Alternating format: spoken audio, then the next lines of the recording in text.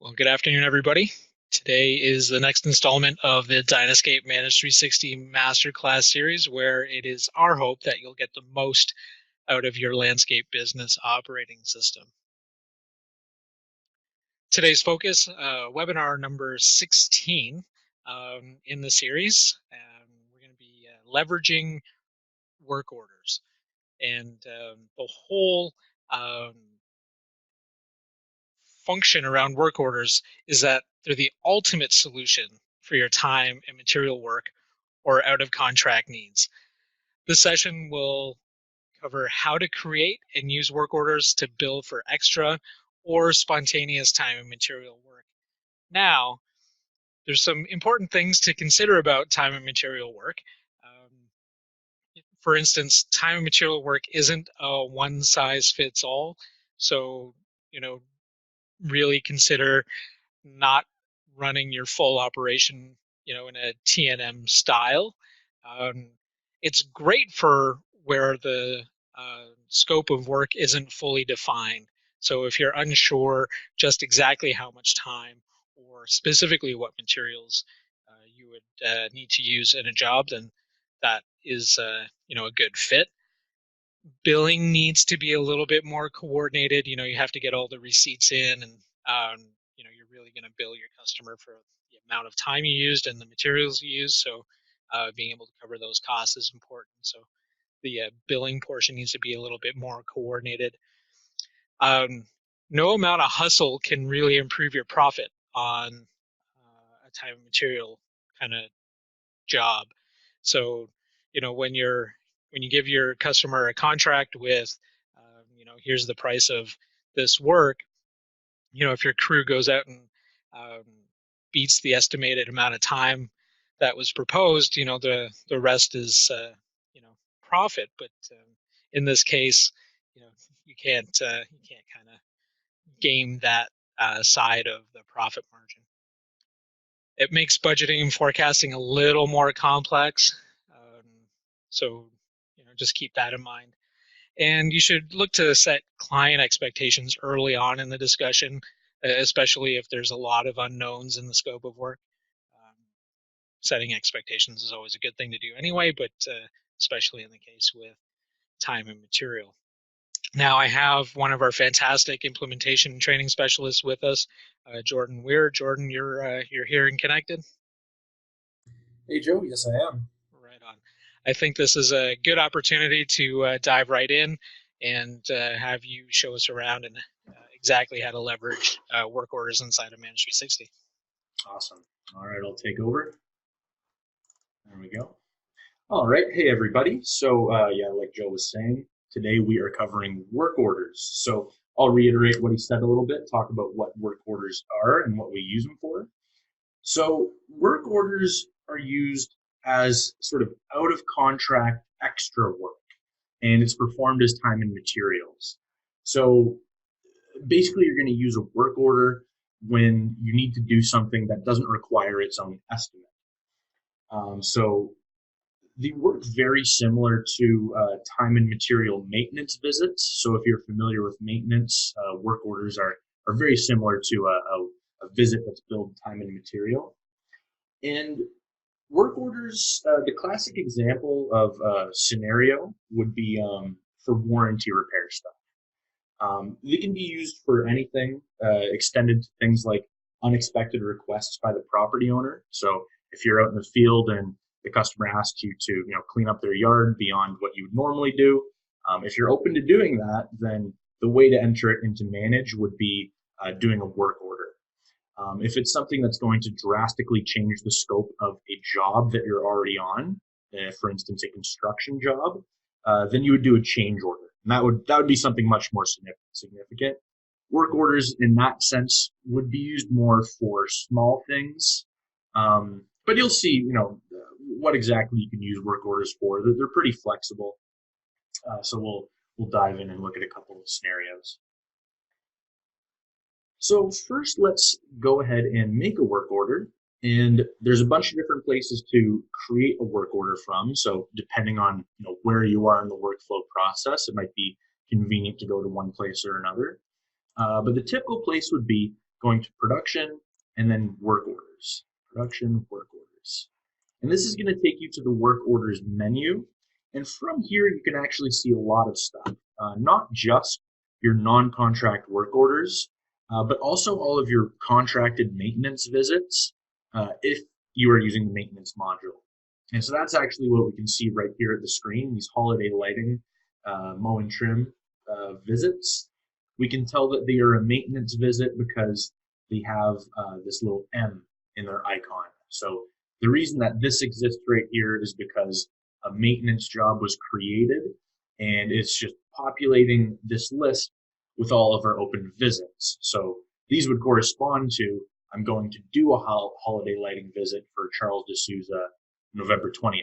And then these ones here for Jason and James, they would get scheduled and dealt with later on. So to filter this list, just like the other menus in Manage360, you can use views.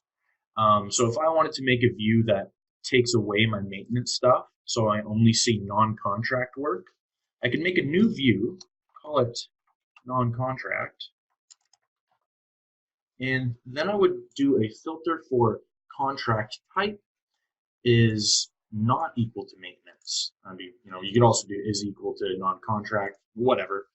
And then you could add some additional filters on here, like only show me ones that are open, because I don't want to see closed or canceled ones, because those have already been dealt with.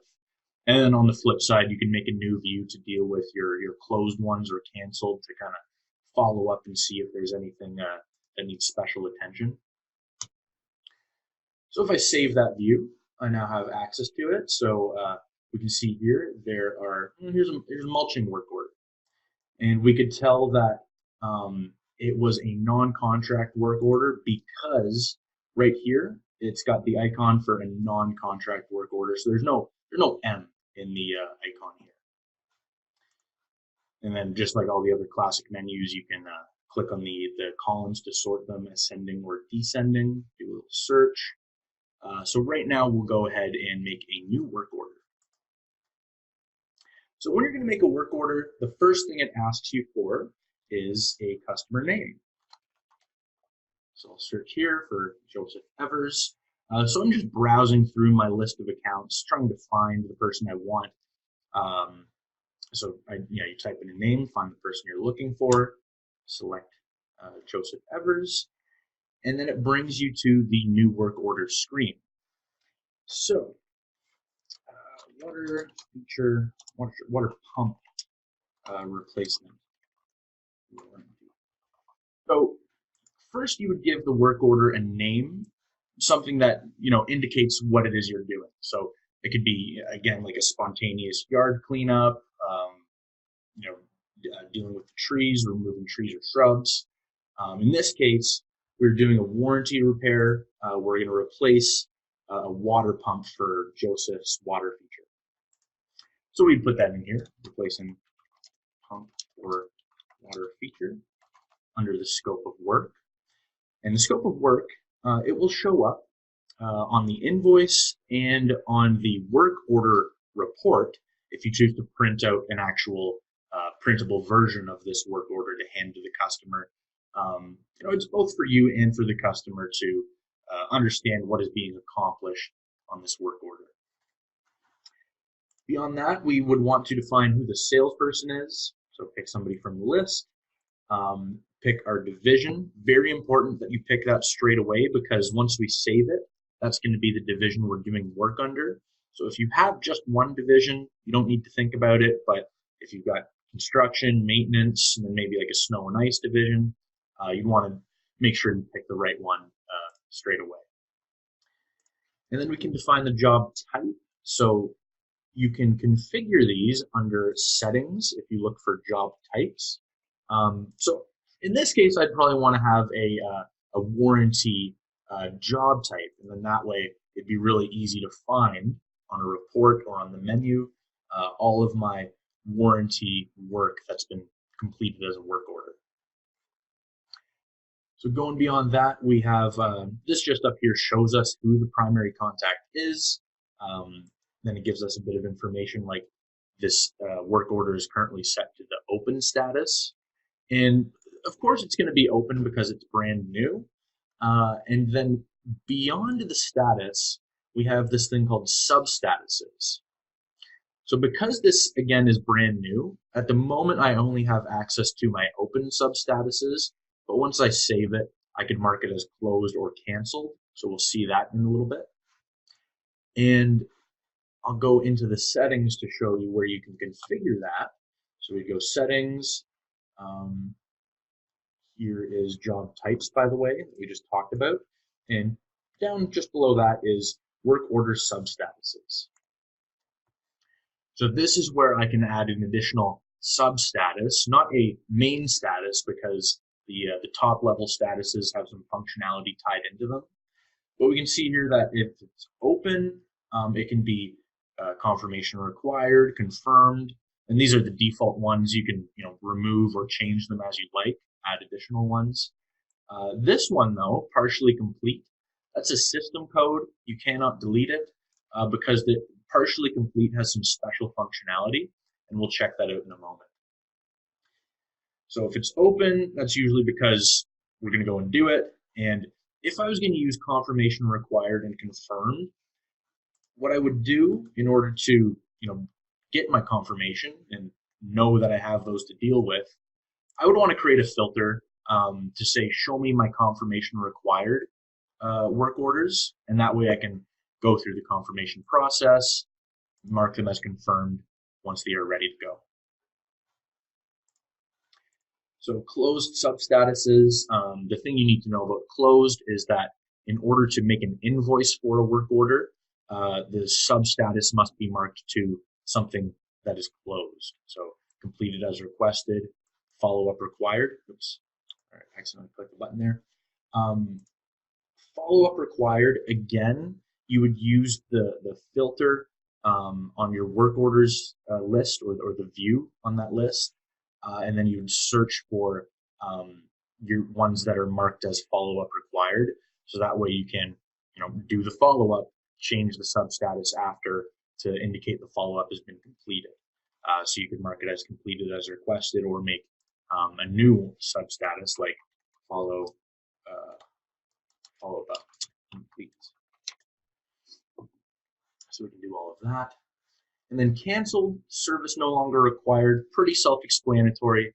If we're canceling it, it means we're not going to do it, but we didn't want to delete it. So you might want to keep it around instead of deleting the work order, just to have a record of it in your system.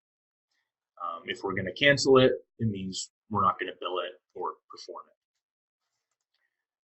So I'll save my substatuses to make sure that that one gets put in there. And yeah, we'll go back here. So filling out the additional details of the work order before we can actually start building it, we have the date and time. So you are able to leave the work order as unscheduled because in this scenario right here, this is not a spontaneous work order.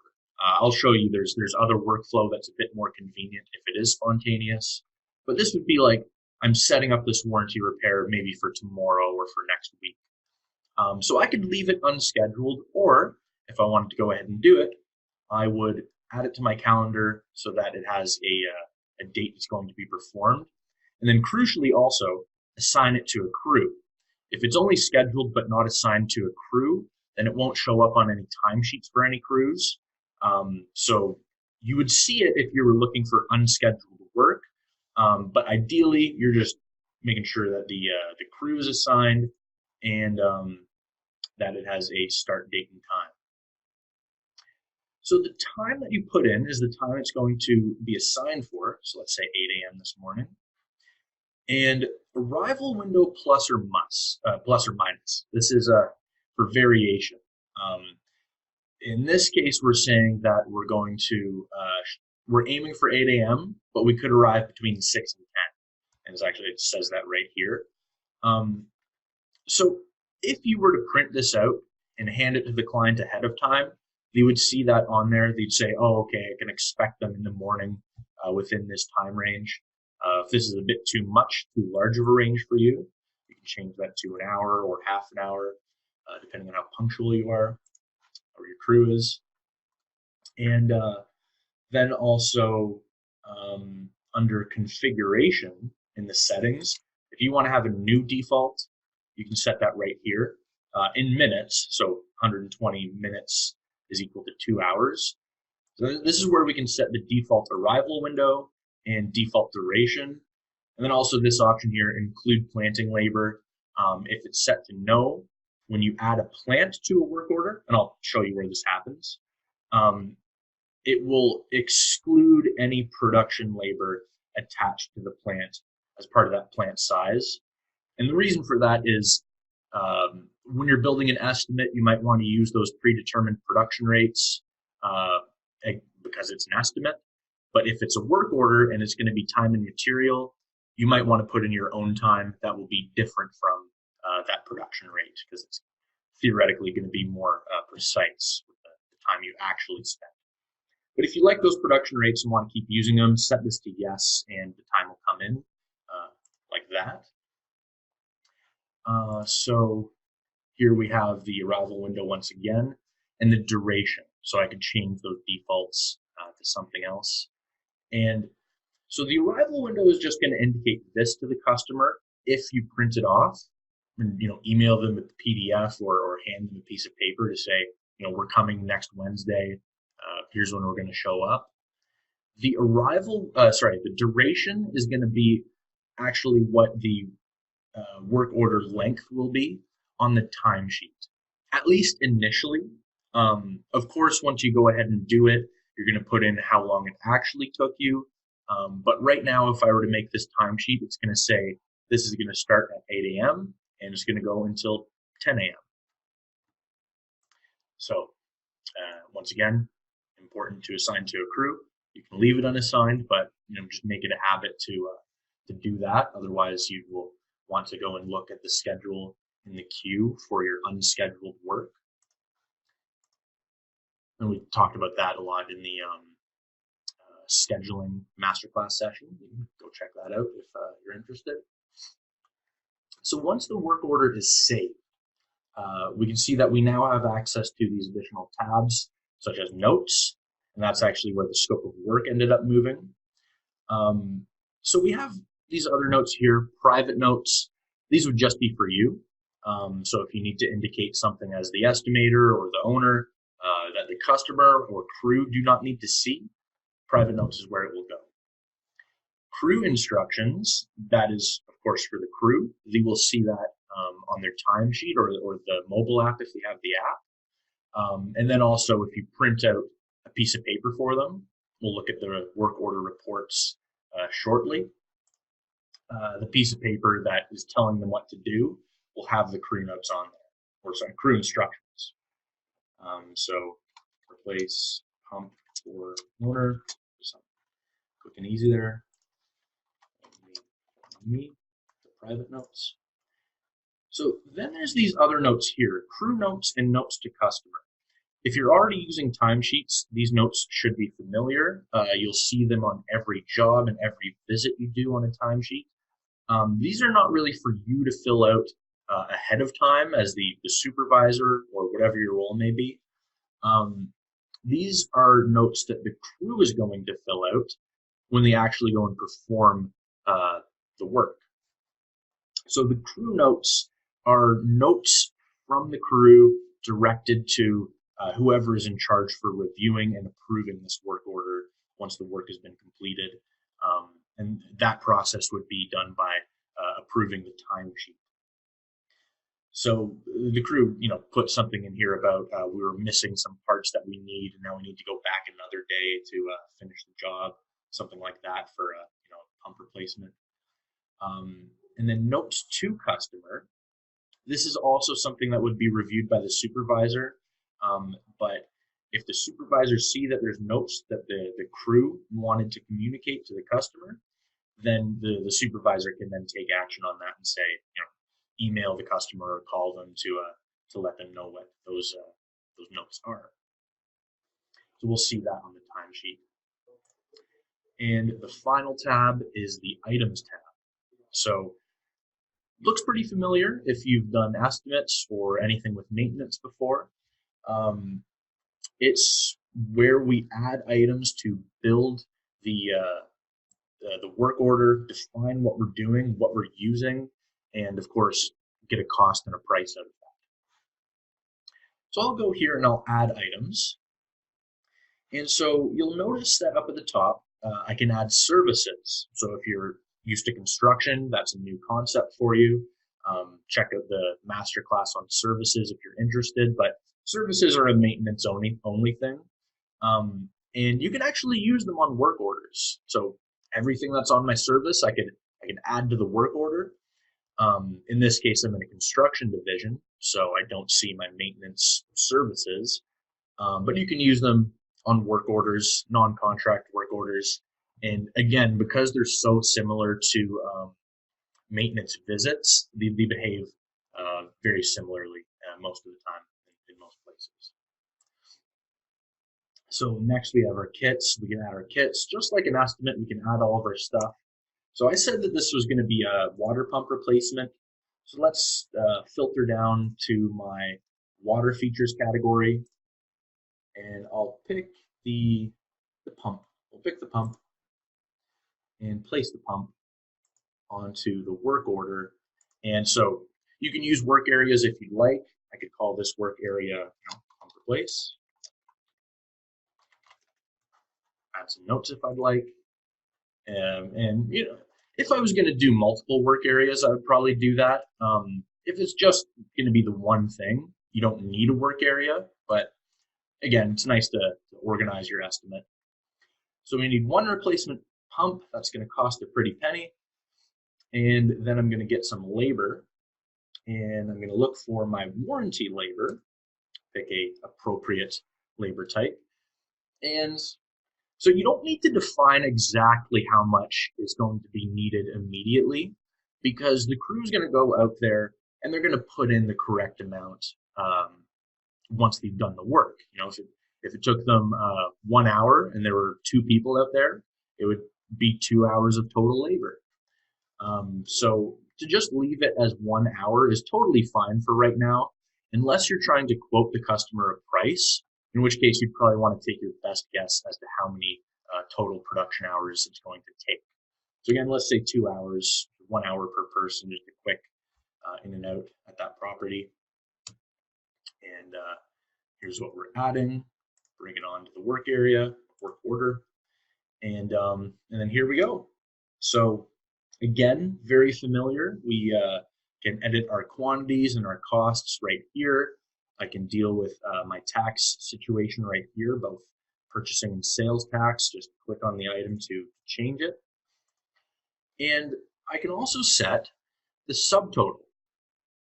Now, in this case, I have tax, so I can't set the grand total because the tax comes after. If I didn't have tax, I would just be editing the grand total, what the customer pays. But in this case, if I want to make it cheaper, I would just put in the price that the customer is supposed to pay. That's a little bit more than I wanted. There we go. So we could say, this is your subtotal, or we could say something like it's going to be $1,000, and we're going to give them a 5%, 5% discount for whatever reason. So you can utilize that right there to arrive at the total price, and give the customer a break if it's going to be something done under warranty, or even make it free if it's going to be totally covered. The work order analysis at the bottom there is going to give you some detail about the pricing breakdown for the work order. So there's everything you need to know if you're trying to figure out the cost and the price and everything going on here.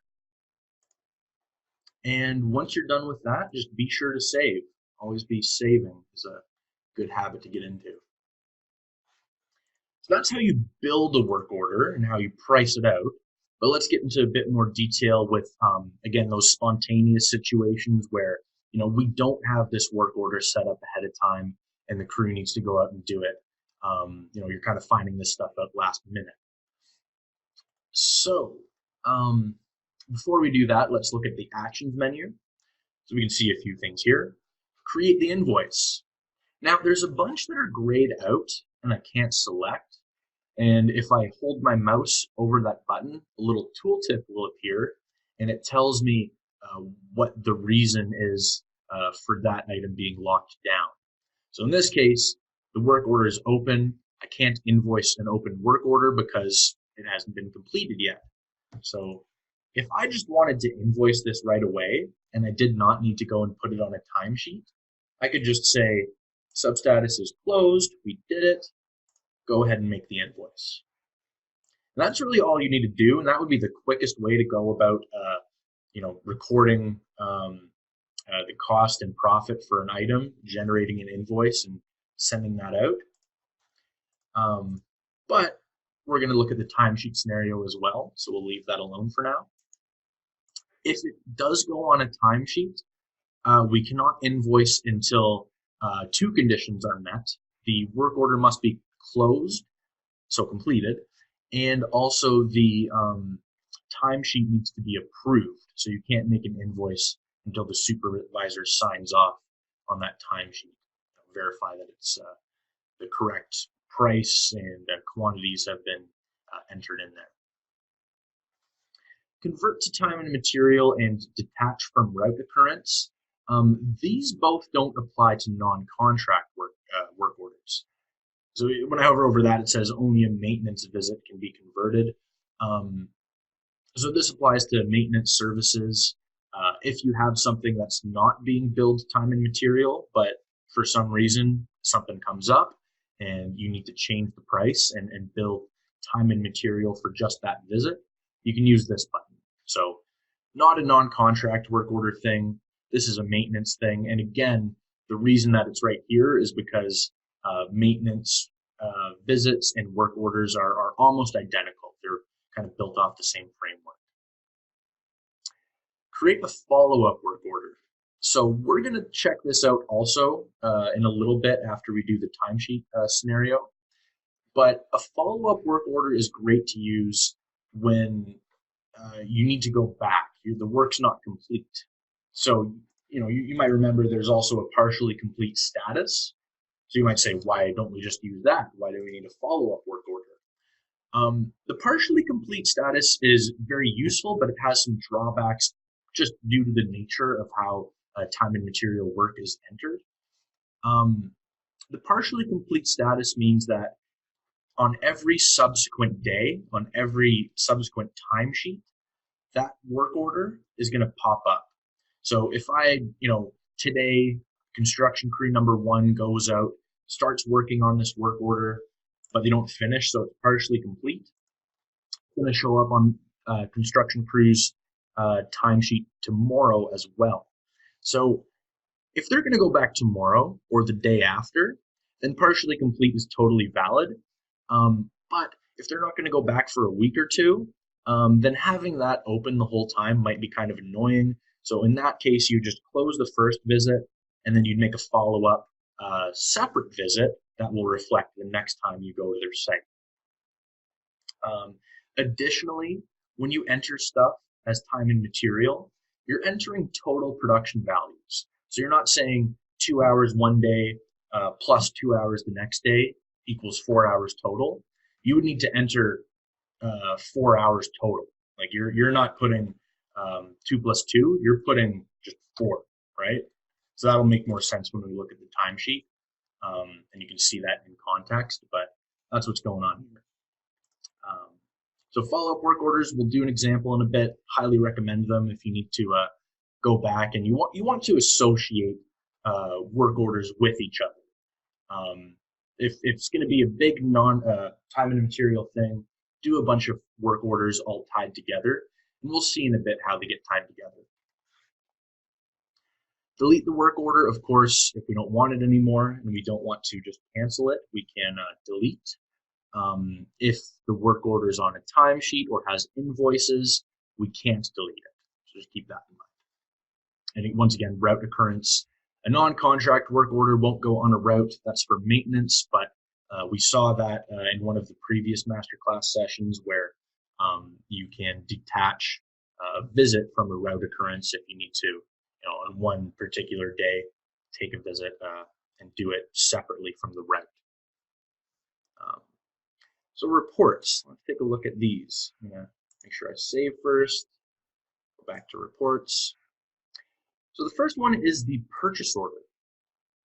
So the purchase order for the work order, we're going to say the order date is today, the order number. So this purchase order report was covered in a lot of detail in our reports masterclass, so I'm not going to get into it too much, but if we want to print out a thing that will tell us who we're getting the pump from, and how much it costs, this is the report to run.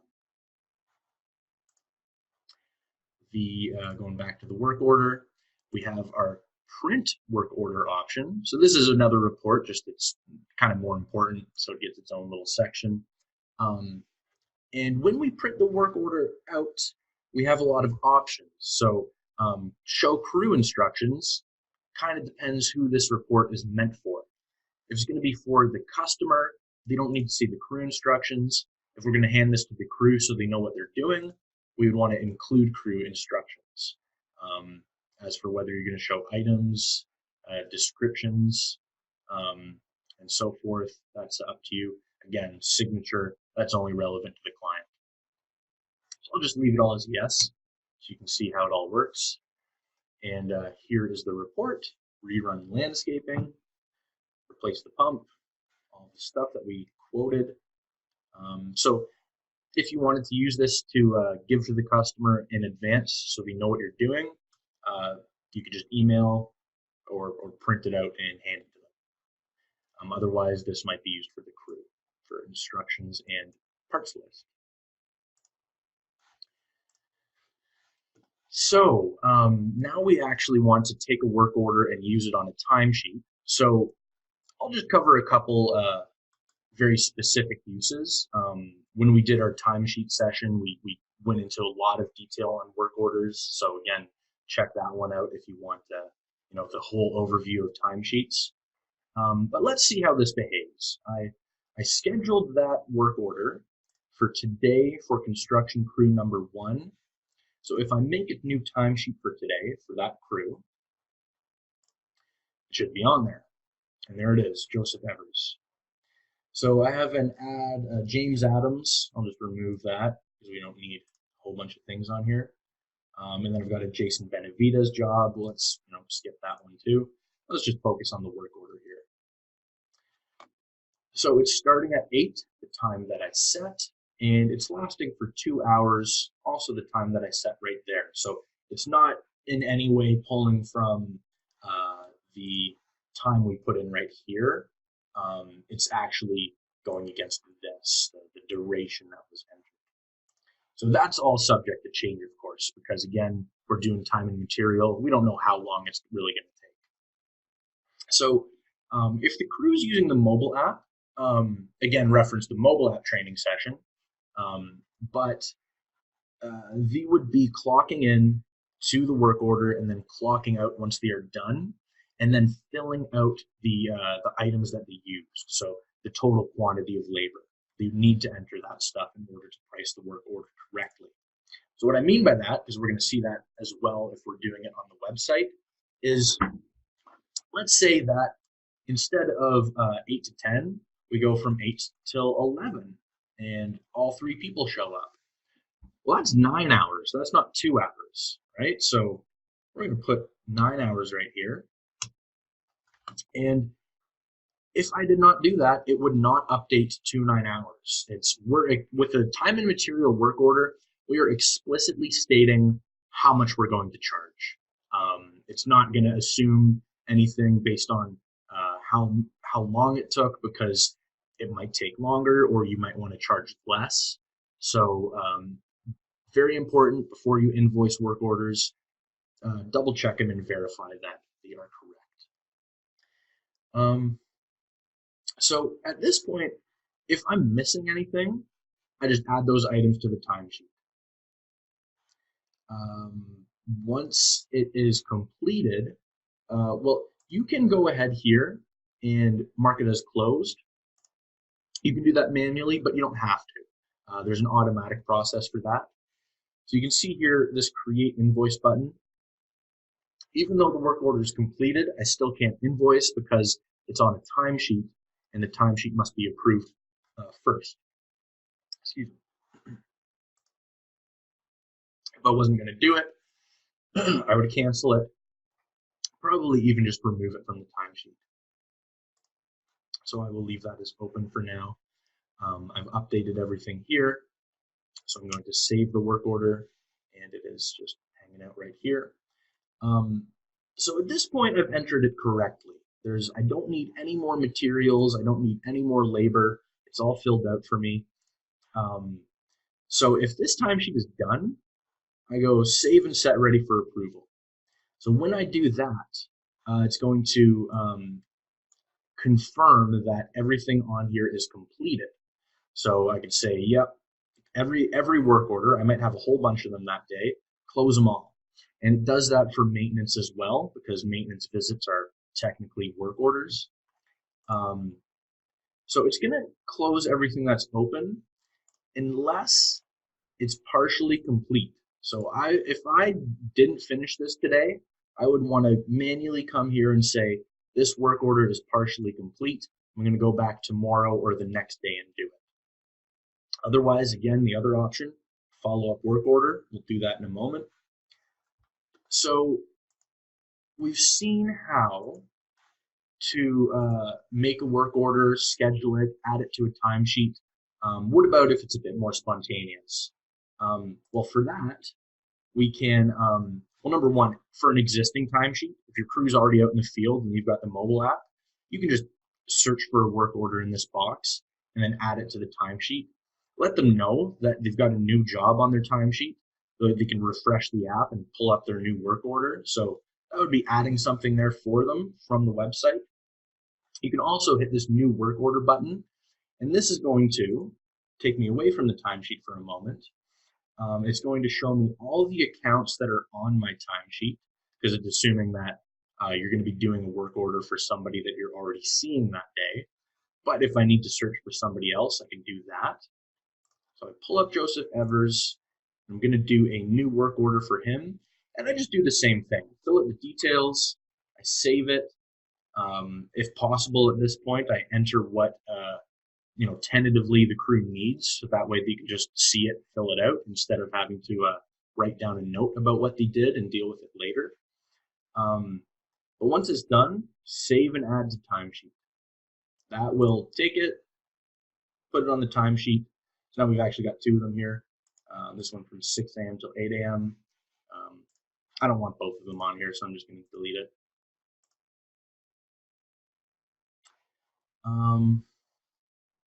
Now that quick mention about notes. If the crew's using the mobile app, they're not going to be adding items to this because they're just worried about clocking in, clocking out, and keeping track of quantities. But if they need to make any notes for the supervisor to say, hey, we needed these other parts, or we used this, can you please add this equipment or these other materials to the work order? When the supervisor is pricing it out at the end of the day, you would see those notes from the crew that are saying, add additional items to work order, right? The crew is going to tell the office what else was done, so the office can come here and add those additional items to the work order.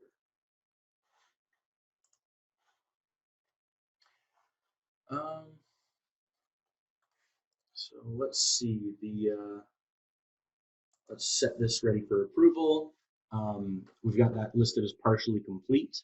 So on my next timesheet, I'll see this one again, and it'll look the exact same.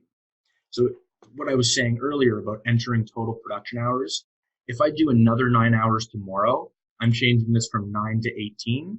I'm not doing 9 hours one day and then another at 9 hours the next day. It's not like a construction job where you can just enter the total amount day by day. This is the total amount for the whole thing. And that's why in those kind of situations, I really just recommend follow-up work orders, which we're, again, going to see in a little bit. But I'll go back, save and set ready for approval. close all the partially completes if they are done, and continue. So here's my timesheet for today, ready for approval. I can save and approve. And now that the timesheet is approved, I could go ahead and invoice this work order. I could do it from here on the timesheet. I could do it from back over here on the work order itself. We see now the work order is closed. It's on this timesheet, and I can make the invoice. Other place to do it, it's going to pop up on our billables menu. Let's search for the water pump. There we go. Here it is because it's completed and the timesheet is approved. If the billables menu is your preferred workflow for making invoices, you'd come here to do that. So how about those follow-up work orders? Let's see that scenario. From actions, create follow-up work order, I can make a brand new work order that is tied to this original one. Now, how is it tied? It's tied under the non-contract job. And we can see that actually right here. We can also see it from production jobs. Let's see, water pump again. Here it is. So it looks different from a construction job or a maintenance job because, well, it is different. And the icon is just a blank sheet of paper. There's not a C for construction or an M for maintenance in there. It's a non-contract job. So again, filters would be a great way to find that stuff. Open non-contract jobs. This one is closed because every work order within the non-contract job is closed. So that's an important note about how is a non-contract job made. When you make a work order, a non-contract job is automatically created in order to act as kind of a shell or step up in a hierarchy to hold all of our work orders within it. So right here, I just have the visit number 1 for the water pump replacement, but I can make a new one, and that way they're both here. They're both associated with the same thing instead of being all independent from one another. So I could do new work order here. I could also invoice from here. Or I can do actions, create follow-up work order. And then this is going to drop me into a brand new thing. So same job as the first one, and the name automatically gets a little 1 appended to the end. But I could change that and say visit number 2, right? And then it's a brand new work order, so I would add all the items I need that I'm going to bill for, but it's all under the same non-contract job. So here's visit number 1, closed, completed. Here's visit number 2, open, unscheduled, and because there's now an open work order under that non-contract job, the job status changes to open. So it's a lot to take in. Just take a breather for a moment. The non-contract job is you can it's important that it exists to tie stuff together. But let's take a look at the customer's account. Let's see the behavior on there. So the customer's account is kind of the top level of the hierarchy in Manage360. Everything that we're doing for somebody, for some customer's account. So all the sales opportunities, none ever for Joseph Evers, but any that would be under here would show up. All the construction and maintenance estimates we've ever done for them, all the jobs we've ever done. And the only thing that we've done for the things that we've done, we've got this one random work order up top, and then another water pump replacement. This is the one we just made. So 2 non-contract jobs for Joseph Evers. So this is where you would go if you wanted to see what work have I done for a customer. You'd go to the jobs tab and you'll see again maintenance jobs, construction jobs, and now your non-contract jobs. And also from here, add a new work order. All right, another place work orders will appear on the schedule.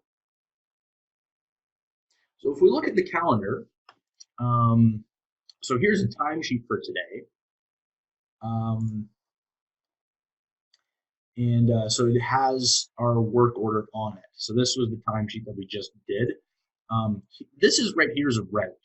So in terms of calendar behavior, routes and time and work orders are pretty much the same. So I'll use this as an example.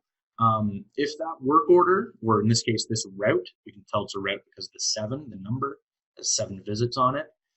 We can just drag it to move it to a different day. So same deal with a work order, just drag it over and reschedule it.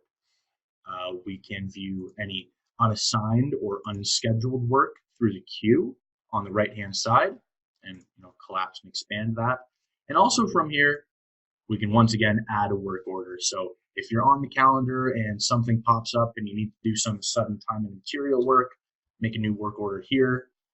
And if you ever need to make a work order time and material thing that's tied to some other stuff you already did, open that non-contract job and find it. There's one final place that you can make work orders, and this is a pretty useful thing because you might do some time and material work that's associated with a job you're already doing and isn't really a non-contract thing. So in this case, I have my maintenance for Jason Benavides. So I can go over to the visits tab and see, okay, this is a mowing job. I'm just mowing every week for the Benavideses. And so if I suddenly need to do some extra yard cleanup for this residence, I would come here and I would add a visit. And if I have extra visits or as needed or on demand services, I can use those. But for a work order that has nothing to do with the original estimate or the original contract, and you want to tie it to this in progress job, you would come to the job, to the visits tab, and then add a new additional time and material visit. This is just like adding a regular work order. The only difference is that instead of under a non-contract job, it's going to appear under a maintenance job that is pre-existing. All right, let me see if there's anything else I want to touch on today. I think I covered everything. Yeah, that is it for work orders. Any questions, email sales. Joe's here to take it over and close us off. Right on. Thanks, Jordan. Just going to take back the screen here.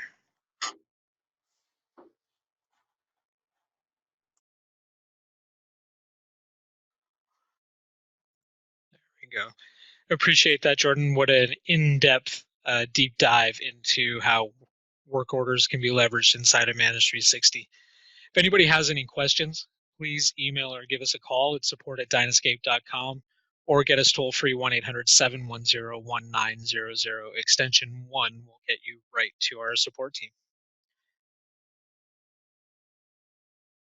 And the session has been recorded. The link that you see on your screen contains all of the recordings up until today's. We'll be working to get today's session posted, and you'll get a link, an updated link with that. So if you go to this site, you'll definitely see all the recordings up till now.